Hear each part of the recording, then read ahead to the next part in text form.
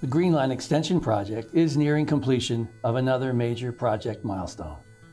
When in service, the Green Line Extension light rail will be moving along the 14.5-mile corridor on 65 miles of steel rail that weighs over 13.5 million pounds, or 6,800 tons.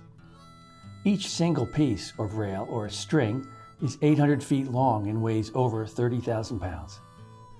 95% of all rail has been installed, leaving roughly only 4,300 feet of double track through the Kenilworth Tunnel between West Lake Street and West 21st Street left to complete in 2025.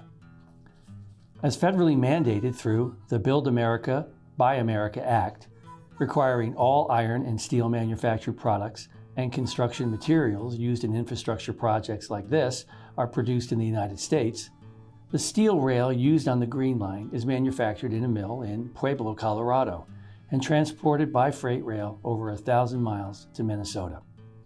After arriving, the rail is unloaded from a rail car with a piece of equipment called a rail threader and stored at sites along the corridor. After an initial 8 inches of stone ballast is laid, concrete rail ties are laid out within inches of their final position. The rail is then pulled from storage sites along the corridor down the center of the ties. The rail subcontractor, Railworks, is responsible for moving each 800-foot rail string using rollers to pull it into place. By hand, these workers use specialized materials and equipment to install the rail. The trail is tamped and welded in place before the ties and rail and hardware are finally fastened together with a galvanized steel E-clip.